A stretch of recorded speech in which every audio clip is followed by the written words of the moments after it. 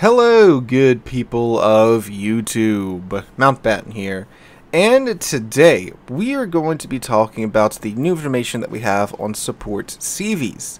The Odd Tier CVs that Wargaming has been teasing their return in the form of support carriers. We got some new information that was released while I was away on vacation, and we're going to be going over that today. So if you do find yourself enjoying the video, make sure to drop a like and leave a comment down below. It helps out on the YouTube side of things. And if you really enjoy the video, why don't you go ahead and subscribe while you are here.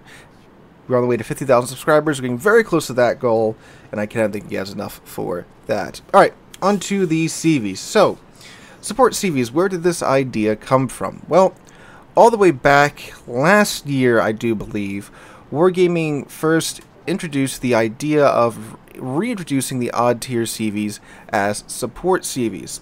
What's really funny is that you see some people on like the forums, the comment section, wherever, talk about, oh, they need to introduce, this CV or that CV because yada yada yada, when like, yeah, that they did exist in the game. It's just that, well, it was removed when the CV rework happened, because after the CV rework we only had even tier CVs, and all those odd tier CVs just disappeared. But yeah, so they teased us with this idea of reintroducing those odd tier CVs as support CVs. CVs that could do things like, well, in the first round of testing, drop chaff on a ship that would disable their radar, or drop a special type of bomb on the enemy ship that would disable their damage con. And then any damage done to that ship while you had frozen their damage con would go to, well, you. So that round of testing, thankfully, didn't go well. And the idea of getting locked out of damage con for like several minutes in the current iteration with warships with submarines is not one that's very appealing to me, and thankfully they did away with that. Although the chaff idea, I think that's a pretty clever idea and a way to help with the overabundance of radar at higher tier, so I wouldn't completely write that one off Wargaming. But anyway, after that, it was radio silent for quite some time until last week.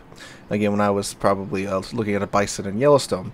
So, in this dev blog, which is linked down below, there is a section talking about a new battle type called Concealed Maneuvers that is going to be the new test area for support CVs.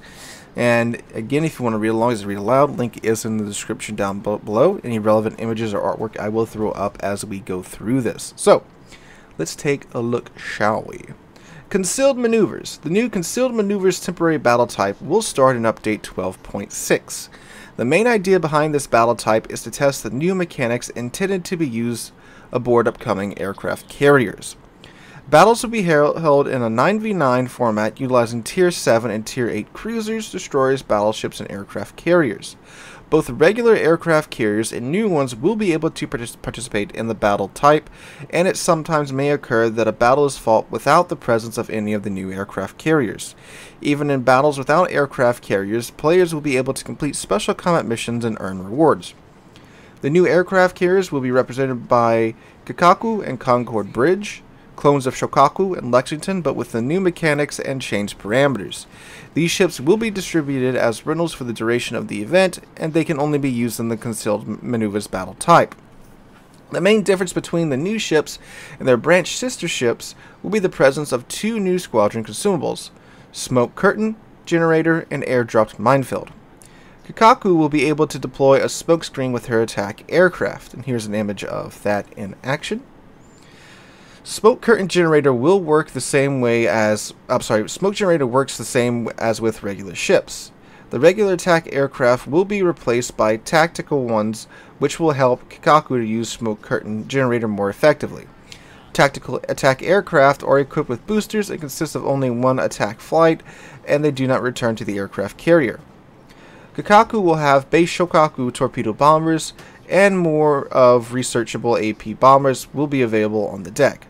Torpedo bombers are Shokaku's strongest source of damage. For Kikaku, we decided to shift the focus away from them by weakening the torpedo bombers and reinforcing the other squadrons of the ship. Concord Bridge bombers will be able to call a special airstrike that will drop mines. Here's an image of that. By activating the airdropped minefield consumable, a circular area is created in the current coordinates of the squadron that is then filled with mines. Minefields consist of a large number of separate mines that can't deal damage immediately. They need some time to become activated. They explode in collision and have a high chance to cause flooding. They remain active for several minutes and are mainly used as a zoning tool. Mines can be destroyed with depth charges and depth charge airstrike. When a player destroys a set amount of mines, the whole minefield will disappear. Concord Bridge will have base Lexington torpedo bombers. Her attack aircraft will be armed only with tiny TIM rockets, and they will have increased damage. Also, they will have increased HP, reduced aircraft preparation time, and reduce the penalty for aiming while attacking. If the new event shows good results, we plan to use new mechanics to bring back the carriers that were removed from the update in-game update. Oh, what? We plan to use mechanics to bring back the carriers that were removed from the game in update 8.0, so the CV rework. My brain got ahead of my mouth just then. Okay, so the smoke generator planes are an idea that makes sense, especially, historically speaking. This was a thing that was used very much, especially in the early days of World War II. It did exist, and cool idea. I'm on board with that idea. Let's see if they do mention the duration of the smoke screen. They have the aircraft stats here. Attack aircraft, yada yada yada yada yada yada yada yada. Doesn't look like it. Torpedo bombers, yada yada yada yada yada yada yada. Nope. Dive bombers, nope. They don't list it there, which is unfortunate. So let's say maybe it's going to have like the Japanese DD smoke screen.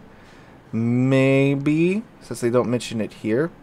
What about the Concord Bridge? They mention the... Nope, they don't mention anything about the mines. Okay, well, that's still a mystery for this for this time class. But yeah, smokescreen planes makes sense in my mind. Great team assist tool, of course. Now the mines are more interesting. So of course they tested this out with the bathtub battles that we had for April Fools, and there's some things that I would like to know more, especially about these mines. First off, what's the detection range like? Because if you can see them from even like a kilometer or two, they're gonna be super easy to avoid as long as you're not in like a battleship that's already going full tilt toward them, and especially since you can destroy them with depth charges, because just about every single ship in the game has airstrikes.